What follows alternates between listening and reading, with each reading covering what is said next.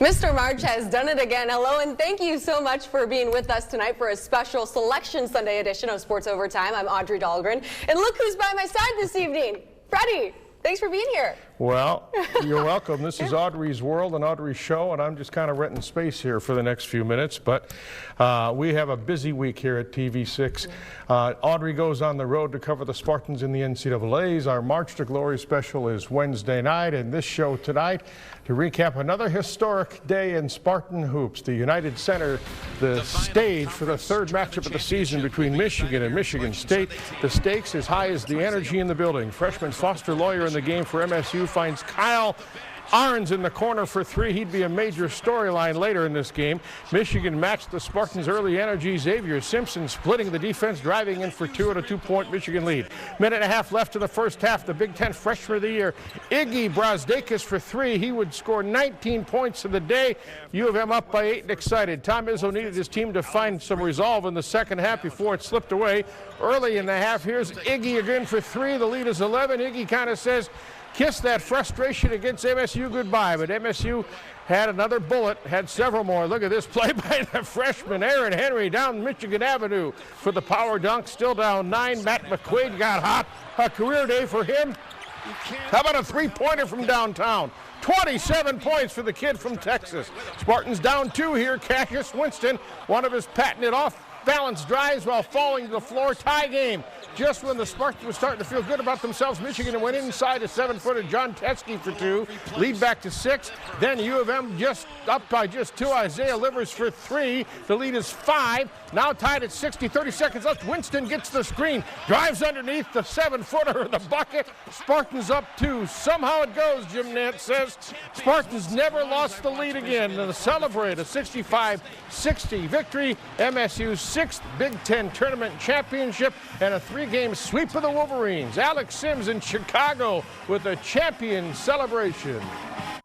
Every basketball player comes to Michigan State with the dreams of cutting down the nets. And for the Spartans, they've now done it twice. What does that feel like?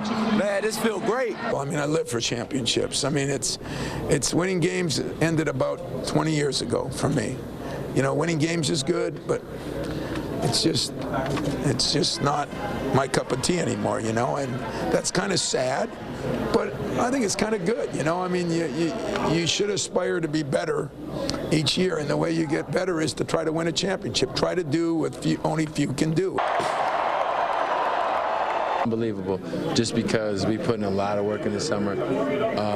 Michigan beat us twice last year, and we were able to pull it out, beating them 3 times this year. It's really just unbelievable, just because we put in a lot of work, and it's all come to fruition. It says a lot about our culture here, you know, and Coach Izzo and what he's done for everybody here. You know, we never gave up hope. We never lost hope. When Arnie went down, we came together even more, and we just kept fighting and fighting, and just doing what Spartans do. Arnie, this is you.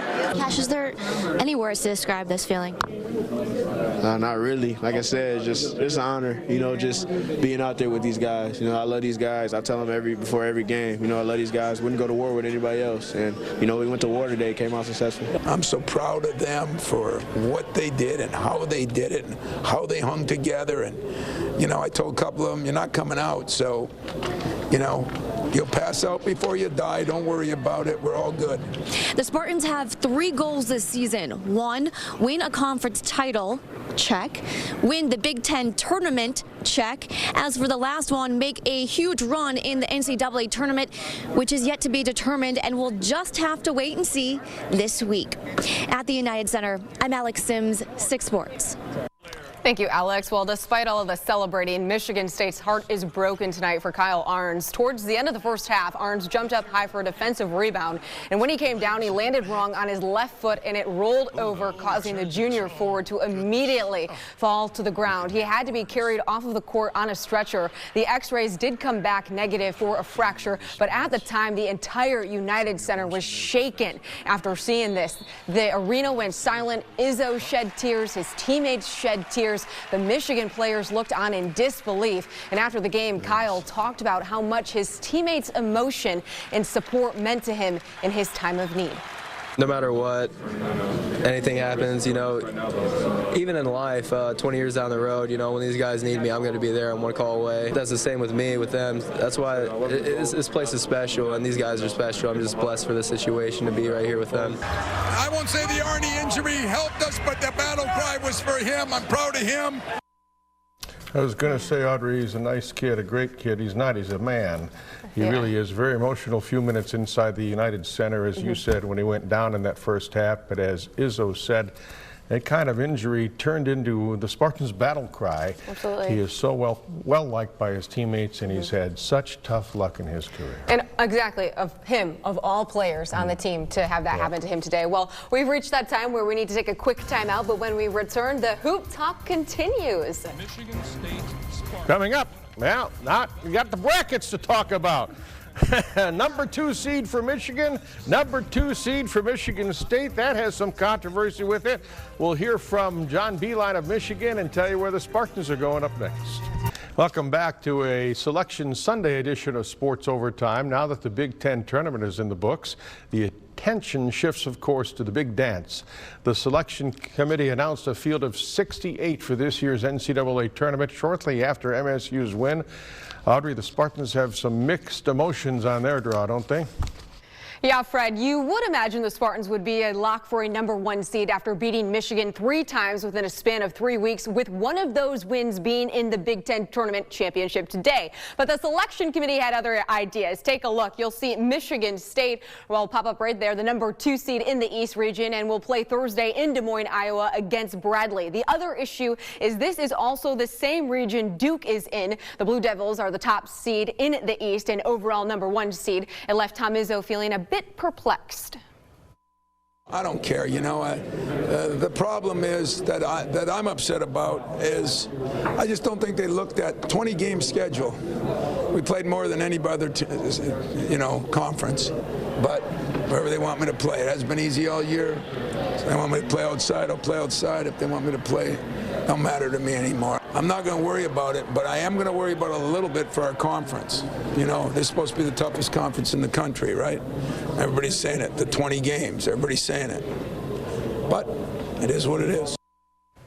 Well, how about Michigan? The Wolverines are also going to be dancing in Des Moines. They too earned a number 2 seed, but in the West region. And their opponent come Thursday will be the Big Sky regular season and conference tournament champion Montana. As you can see, John Beilein and his crew are elated to be a 2 seed. I mean, it's incredible. We're not the champion in our league, right? And yet we're a 2 seed.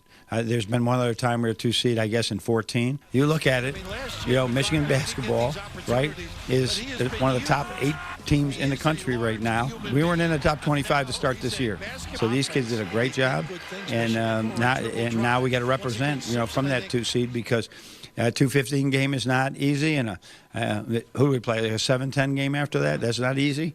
Everybody's good right now. The Big Ten is certainly one of the toughest conferences to play in, and that was validated today. 8 teams from the league are participating in the Big Dance, which is a record for the NCAA in postseason play. Joining Michigan and Michigan State will be Iowa, Maryland, Minnesota, Ohio State, Purdue, and Wisconsin. And by the way, Freddie, Michigan State's game on Thursday against Bradley will air right here on TV6. Yeah, Audrey, and I want to point out game times are not out yet. They may come out within the hour. When John Beilein said 2:15, that wasn't game time. That was a 2 seed against a 15 seed. All right, this month is our kind of month at TV6, our Sports Overtime selection show tonight, kind of a precursor to our traditional NCAA March to Glory special. This year's version comes up Wednesday night, and Audrey, you're going to be on the road for that show, right, in Des Moines? Yeah, you ever been? No. Me neither. Well, all right, it's time for another water break, but when we come back, we'll capture the story of another local championship team. The Pewamo Westphalia Pirates accomplished a school first yesterday. We'll look back at that coming up next in Sports Overtime. Welcome back. We having fun yet, Aud? I'm having a lot of fun. I don't know about you. Yeah. This show is set up for NCAA selection show, which was earlier tonight, and of course the Spartans' victory. But we didn't want to let this time slot slip away without saluting our local champion in high school basketball, right? Yeah, absolutely. Very deserving CMAC school, that's for sure. PW senior Colin Trewiler created a lifetime memory with 0.7 seconds left on the clock, calmly nailing not one but 2 of his game-winning free throws, stealing thrilling victory from the jaws of defeat. Against Iron Mountain is Tom Izzo's alma mater, by the way. The Pirates and their loyal fans celebrated a heart-stopping, though controversial, 53-52 victory over Iron Mountain in the championship game. It's PW's first ever state title in basketball, and it erases the frustration of losing in the championship game back in 2014, a game Colin Treeweiler remembers very well.